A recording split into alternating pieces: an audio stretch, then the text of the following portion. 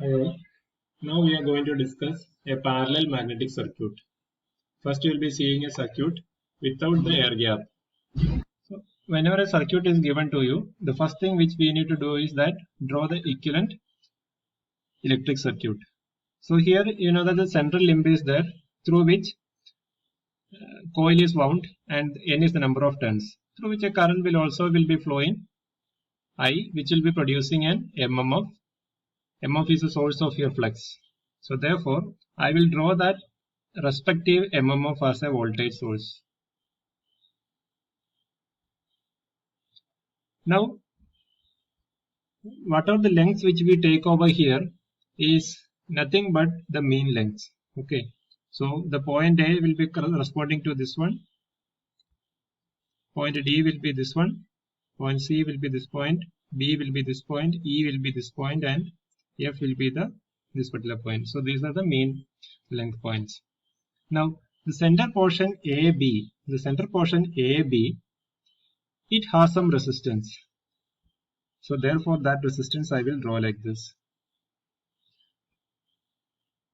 So therefore it was producing an MMF.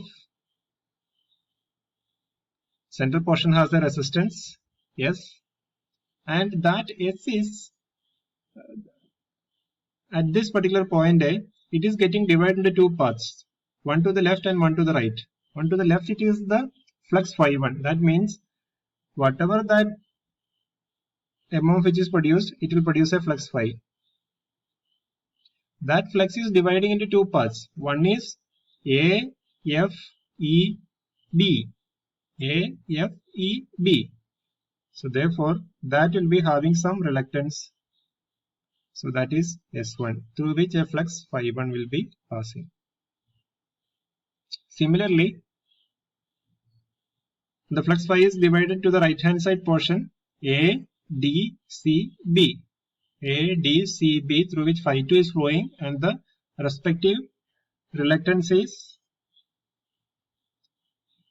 S2, and the flux is phi2.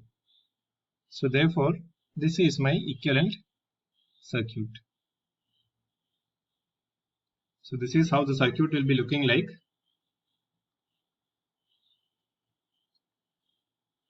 The voltage V, the resistance R, and your respective resistance on the right hand side and the respective resistance on the left hand side, which are equivalent to your reluctances on both the paths. Now we need to write the respective reluctances. So what will be the reluctance of the path AB? The path AB, that is from this point to this point, the reluctance will be SAB, that is L divided by mu 0 mu R1 A. A is nothing but the area of cross section of the path, which is this one, area of cross section of this one, and L is the length AB. Now the next reluctance path is A, D, C, B. So reluctance of A, D, C, B, that is the length L2 divided by mu 0 mu R2 into area of the cross section of the path A, D, C, B. Similarly, reluctance of the path A, F, E, B, that is L1, that is length of the path of A, F, E, B is taken as L1 divided by mu 0 mu R3 into A3, that is R3. A R3 is nothing but the reluctance of the path through which flux phi1 is flowing. And we could also write the total flux phi will be equal to phi1 plus phi2.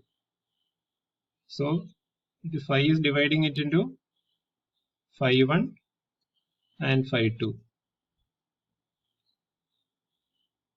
And total MMF will be equal to the same like what we are doing the KVL equation. This voltage will be equivalent to the resistive drop across the resistance R plus resistive drop across RB. Or else I can write the total voltage V will be equal to the drop across the resistance R plus drop across the resistance RA. Similarly, total MMF will be equal to MMF of path AB, that is this path, plus MMF of path AFEB, or it is ADCB, because since it is a parallel path, either you are taking this particular circuit or you are taking this particular mesh. So therefore I can write it as MF total equal to phi into SAB, that is the total flux phi, into the reluctance of the path AB, plus phi 1 into, that is this one, phi 1 into reluctance of the path AFEB, or it can be flux phi 2 into reluctance of the path ADCB. Either of the one we need to use.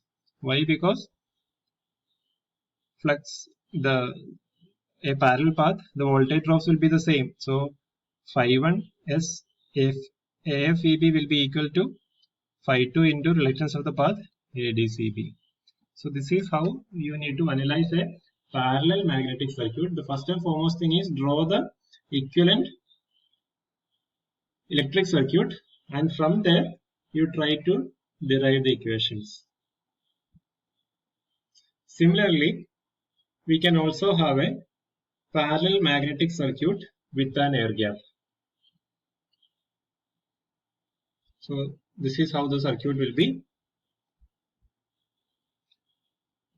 So whenever you are getting a circuit like this, the first thing which you need to do is that mark the mean path. So that is shown in the green color. Okay. So AB is the central portion, AC DB is the portion on the right side, and AF EB is the portion on the left hand side. So in the earlier case we already know the system without the air gap. Now with air gap, how we are going to do? So the central limb is there. So that central limb is having number of turns of coil and the current I which is passing through that. So it will be producing an MMF, and therefore I will draw this as a EMF source. Now the path AB, it is having an iron path plus an air gap. Both the paths are there. So therefore iron path reluctance will be different, air gap reluctance will be different. So two resistances I have to draw.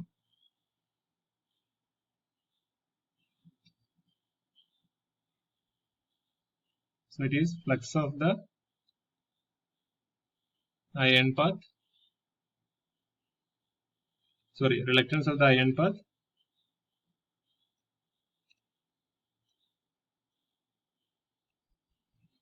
and reluctance of the air gap. Now it is from here that particular flux which is produced is divided into two parts.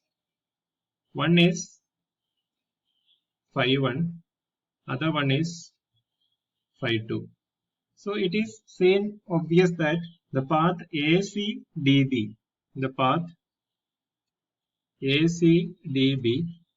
has only the iron path. So therefore there will be only one reluctance. So that will be S2. Similarly, when we are looking at the path AFEB,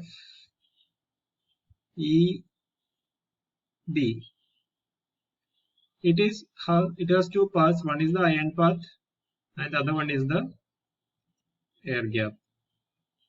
So therefore you need to draw two resistances as the central limb. So this will be the S1 iron path and this will be the S1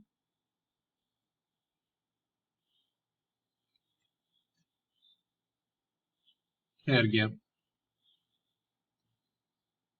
So this is how we are trying to draw, and after that, once you have drawn all these things, now it is very easy to write the MMF equations. So the total MMF will be equal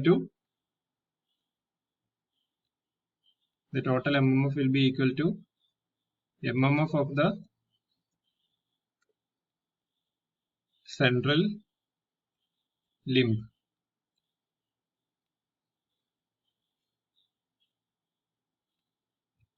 plus MMF of the path AFEB, or it can be MMF of the path ACDB.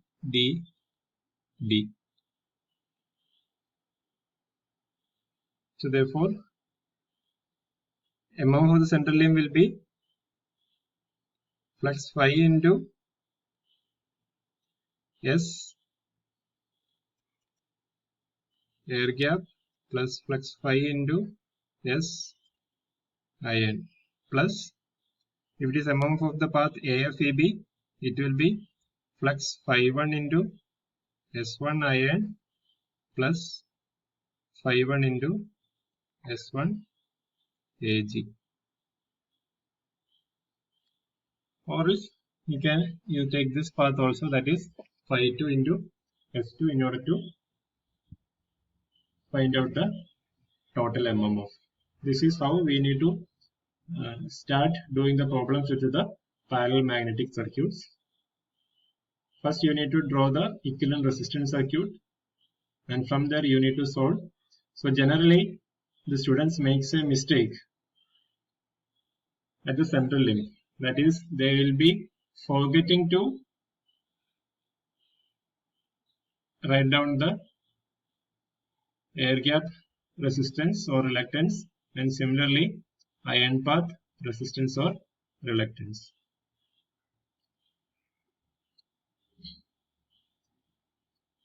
Now in the next section we will be trying to do the problems with respect to the parallel magnetic circuits.